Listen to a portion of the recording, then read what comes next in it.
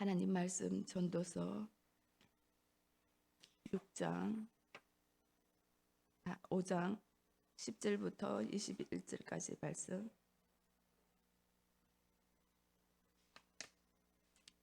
전도서 5장 10절부터 21절까지 우리 천천히 한 목소리로 같이 합독했으면 좋겠습니다. 전도서 5장 10절부터 20 시작. 은을 사랑하는 자는 은으로 만족하지 못하고 풍요로 사랑하는 자는 소득으로 만족하지 아니하리니 이것도 헛되다. 재산이 많아지면 먹는 자들도 많아지나니 그 소유주들은 눈으로 보는 것 외에 무엇이 유익하랴. 노동자는 먹는 것이 많든지 적든지 잠을 달게 하거니와 부자는 그 부유함 때문에 자지 못하느니라. 내가 해 아래에서 큰 해단을 드는 일이 있는 것을 보았나니 곧 소유주가 재물을 자기에게 해가 되도록 소유하는 것이라. 그 재물이 재난을 당할 때 없어지나니 비록 아들을 낳았으나 그 손에 아무것도 없느니라. 그가 모태에서 벌거벗고 나왔은즉 그가 나온 대로 돌아가고 수고하여 얻은 것을 아무것도 자기 손에 가지고 가지 못하리니 이것도 큰 불행이라. 어떻게 왔든지 그대로 가리니 바람을 잡는 수고가 그에게 무엇이 유익하랴. 일평생을 어두운 데에서 먹으며 많은 근심과 질병과 분노가 그에게 있느니라. 사람이 하나님께서 그에게 주신 바 그 일평생에 먹고 마시며 해 아래 낙을 보는 것이 선하고 아름다움을 내가 보았나니 그것이 그의 몫이니라.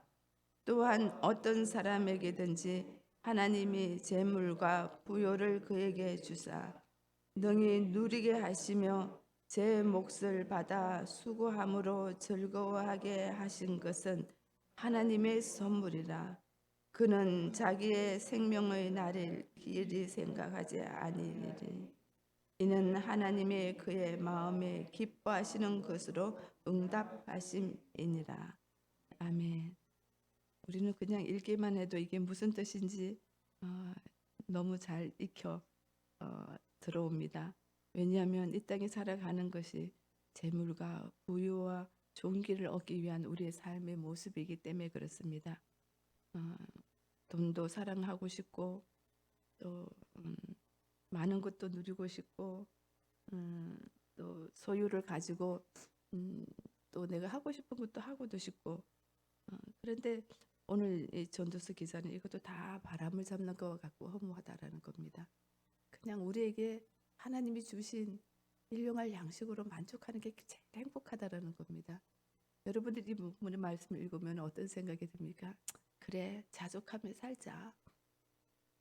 예수 믿을 때나 안 믿을 때나 그냥 내 분수에 맞게 살자. 여러분 이렇게 이게 적용이 된다면 이거는 하나님 말씀하고는 좀 동떨어진 해석이라고 저는 생각합니다. 하나님은 오늘 우리에게 이 전도서 기자를 통해서 그냥 이 땅에서 자족하며 사는 것이 가장 행복하다 이것을 알려주고 싶어 하시는 것이 아니라는 생각합니다. 또 전도자는 내가 다 해보니까 바람을 잡는 것 같고 다 해 아래서 나한테 유익되는 게 하나도 없더라. 헛되고 헛되더라는 걸 얘기를 하고 싶었던 것은 그것이 헛되다라고 얘기하고 싶은 것이 아니라 그것 말고 다른 것이 있다라는 걸 얘기하고 싶어하는 전도서 기자의 내면적인 생각을 우리는 들여다볼 수 있었으면 좋겠습니다. 그래서 어제 우리가 말씀을 나누었습니다. 내 안에 예수가 100% 차지 않으면 우리는 이 허무가 우리한테 매일마다 구멍이 뻥뻥 뚫린 것처럼 찾아온다고요. 내가 예수를 가득 채우면 나에게 세상 때문에 어려움 때문에 내가 아직도 하나님 앞에 온전히 내려놓지 못해서 구멍이 뻥뻥 뚫리는 것은 우리가 기도할 때, 우리가 공동체 신앙생활 할 때, 우리가 예배할 때, 찬양할 때 이게 다 메꿔질 수 있는데 그 자체가 내 걸로 가득 채워지고 하나님의 것은 요만큼 액세서리로 남겨놓고 그것만 채우기를 우리가 신앙생활을 한다면 하나님하고 관계없는 종교적인 삶을 살 수도 있다라는 얘기를 어제 했어요. 오늘은 제가 어제 그 열방대학교에서 사역하는 스태프쌤들하고 많은 얘기를 나누었습니다. 그분들은 지금 한국을 향해서 굉장히 비전을 갖고 우리 13살부터 16살, 17살 우리 청소년 아이들, 그리고 8월 달에는 여기 올림픽 공원에 청년들아 일어나라, 청년들아 일어나라를 이제 외치며 집회를 계획하고 있는데 어마어마한 일들을 행하고 있습니다.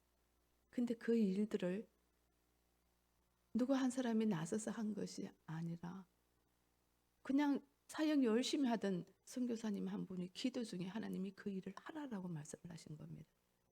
그래서 하와이 코나야 열방대학교 총질에 계시는 로렌 목사님한테 가서 목사님 이런 마음을 주시는데 이게 하나님의 뜻인지 제가 잘 모르겠습니다. 그러기에는 제가 감당하기 너무 큽니다. 한국에 살지도 않은 분이 재미 깊으시거든요. 한국에 살지도 않은 분이 여기 올림픽 공원 여기 빌리는 임대료만 해도 장난이 아니랍니다. 수천 명이 들어가는 건데 수천 명을 내가 어디서 구할 수 있느냐고. 이게 하나님의 음성이지. 함께 우리 기도 좀 해주시고 저한테 말씀해 주셨으면 좋겠다. 그랬더니 로렌 목사님이 하라. 하나님의 음성이다. 한국 교회를 향한, 한국 젊은이들을 향한 하나님의 마음이 어마어마하다라는 것. 이건 하나님의 전적인 은혜입니다. 오늘 전도서는 이 땅에 살아가는 허무에 대해서 우리에게 이야기하고 싶은 것이 아니라 하나님은 지금도 새 일을 행하시는 분인 것을 알려주고 싶어 하시는 겁니다. 하나님은 지금도 우리가 무엇을 먹을까 마실까 이 땅에 즐길까를 생각하고 있는 우리의 마음을 지워버리게 하고 그 심령 속에 주님의 마음이 가득 심어지기를 주님은 원하셔서 이 말씀을 주셨다라고 저는 생각해 봅니다. 성도들이 내가 어떻게 살아갈까에 대해 집중되어 있으면 하나님을 보기가 참 어렵습니다. 저도 그렇게 해보니까 잘 안 되더라고요. 내가 집중해야 될 것은 하나님이 지금 무엇을 원하는가입니다. 지금 하나님이 나를 통해서 무엇을 하기를 원하시는가입니다. 여러분 하나님 잘 아세요? 대답 잘 못하겠네. 저도 하나님 잘 몰라요. 예수님 잘 아시나요? 잘 몰라요. 그래서 열심히 예수님 이렇게 나와 함께 해주세요. 나를 다스려 주세요. 나를 떠나지 마시고 내 앞서 일하시면 제가 주님 가시는 그 길을 순종하면서 가겠다라고 얘기를 합니다. 오늘 대한민국의 청년들이 젊은이들이 한국 교회를 떠나는 이유가 죽어 있는 예수님, 죽어 있는 하나님을 만나고 싶지 않다라는 겁니다. 그들은 새 일을 행하시는 하나님을 만나보고 싶어 합니다. 새 일을 행하시는 하나님은 내가 세상에서 먹을 것을 위하여, 내가 직장을 위하여, 내가 어떻게 여기서 바둥바둥 해가지고 뭐 결혼도 하고 내가 인생을 살아가야 되는데 이게 하나님의 계획이 아니라 하나님의 나라를 이루는 하나님의 길을 알려주시는 그 길을 찾아서 새롭게 도전하고 싶어 하는 우리 젊은이들이 오늘 어마어마하게 많다라는 겁니다. 하나님은 이런 분이야. 하나님께 순종해. 하나님께 복종해. 그러면 하나님이 복을 주실 거야. 이 하나님이 아니라 하나님은 당신을 통해서 오늘도 새 일을 행하셔. 하나님은 그 새 일을 행하시기 위해 당신을 도구로 쓰기를 원하셔를 듣고 싶어 하는 거예요. 세상에 누릴 수 있는 거 교회 와서 누리기를 원하는 자들이 아니라. 여러분들은 어떻게 생각합니까? 저는 60이 넘었지만 제가 앞으로 계속 살아가는 동안 저는 우리 오늘 젊은이들처럼 새 일을 행하시는 주님을 매일마다 찬양하고 싶습니다. 새 노래를 주시는 하나님을 찬양하고 싶습니다. 나에게 이 세상 것 다 거둬 가시더라도 나를 통해서 새 일을 행하시는 하나님, 그 새 일을 행하시기 위하여 성령으로 우리와 함께 계셔주시는 그 주님 의지하며 살아가는 것이 오늘날의 성도들의 신앙 모습이 아닐까 하는 생각을 해봅니다. 우리는 하나님을 잘 모릅니다. 그래서 하나님을 알게 해달라고 기도해야 됩니다. 하나님을 알게 해달라고 기도하면 하나님이 오늘 이 땅 가운데 오늘 우리 삶 가운데 하나님이 걸어가시는 길이 어떤 길인지 우리에게 알려달라고 우리는 기도해야 됩니다. 이 땅에 허물을 외치는 이것들에 우리 관심을 두는 자가 아니라 하나님이 옛 것은 버리고 새로운 일을 행하시는 그 하나님에게 우리가 초점을 맞추면 그 주님이 우리를 통해서 놀라운 일을 행하고 계십니다. 어제 많은 이야기를 나눴는데 깜짝 놀랐습니다. 우연도 그런 우연이 없습니다. 우연도 그런 여기 올림픽 공원 빌리는 뭐 몇천만 원이 순식간에 채워졌다는 거 아세요? 본인들도 이해를 못하는 거예요. 그냥 하와이 코나 DTS 하신 분한테 공고 한 번 띄운 거밖에 없는데 그걸 위해서 기도해달라고 한 번 한 거밖에 없는데 다 채워졌대. 이분들이 놀라는 거예요. 본인들이 이게 어떻게 가능했지? 그러면 수천 명 그 안에 광장을 채울 수 있는 그 사람들도 그 청년들도 하나님이 행하시겠구나 하는 믿음이 생기니까 지금 그것을 놓고 집중적으로 저희들이 기도하고 있어요. 상상할 수 없는 일은 하나님이 하십니다. 하나님 지금도 살아계셔서 당신의 일을 지금도 하고 계셔요. 그 일 가운데 우리가 함께 동참하고 있다면 이만큼 큰 은혜가 어딨습니까? 오늘 너에게 준 것을 족하게 여기라 하는 것처럼 오늘 우리에게 하나님의 일을 요만큼이라도 맡겨준다면 그게 얼마나 큰 은혜입니까? 우리 혼자 내버려 두나요? 아니잖아요. 함께 할게. 가. 내가 동행할 거야. 새 노래를 불러. 하나님이 어떤 분인지, 나와 동행할 때 그 즐거움이 어떤 건지 너는 경험할 거야. 하늘 문 열어주시지 않겠어요? 천사들이 우리를 돕고 있는 거 보게 하지 않으시겠어요? 이 땅에 그 다 걷어가도 오직 예수 이름으로 기뻐하며 즐거워할 수 있지 않을까요? 전도서를 계속 읽으면 다 허무해요. 근데 하나님 이걸 우리한테 왜 줬는지 저는 되게 궁금합니다. 그래서 매일마다 이걸 뭐 어쩌라고요? 어쩌라고? 다 허무한 건 어쩌라고? 그러면 내 스스로 자족하고서 자족하는 건 다른 종교에서 얼마든지 가르쳐 줍니다. 자족하는 거는 다른 종교에서 더 잘 가르쳐 줘요. 순종하는 거. 가난해도 감사하는 거. 인도 사람들 보세요. 진짜로 가난하면서도 자기 삶에 그냥 감사합니다. 왜냐하면 신이 준 거기 때문에. 하나님 그런 하나님 아니죠. 하나님과 함께 하지 않으면 갈 수 없는 길이 하나님의 길입니다. 그래서 우리는 계속 주장합니다. 예수로 나는 죽고 예수로 살자. 내가 죽어지지 않으면 예수님이 보이지도 않을 뿐더러 내가 죽어지지 않으면 예수님이 가시는 길 절대로 갈 수가 없습니다. 베드로가 3번 부인할 때 절대로 못 갔습니다. 저주하고 맹세하면서 부인했잖아요.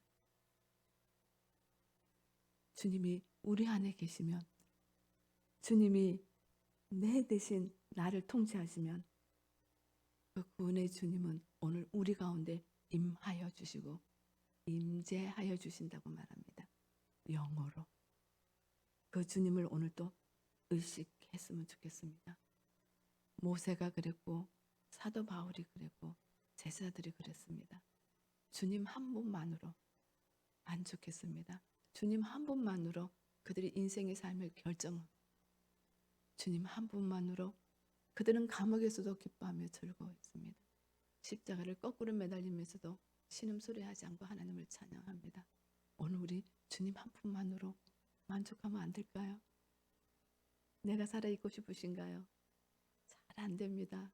이게 어떻게 돼요? 그죠? 내가 나를 지배하던 수십 년의 시간이 있는데 그럼에도 불구하고 오늘 주님이 나에게 무슨 말씀을 하시는지 주님의 음성을 한번 들어보십시다. 주님 오늘 우리에게 속삭입니다.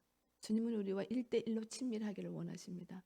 사랑하는 딸아, 사랑하는 아들아, 나는 네 마음이 이랬으면 좋겠다.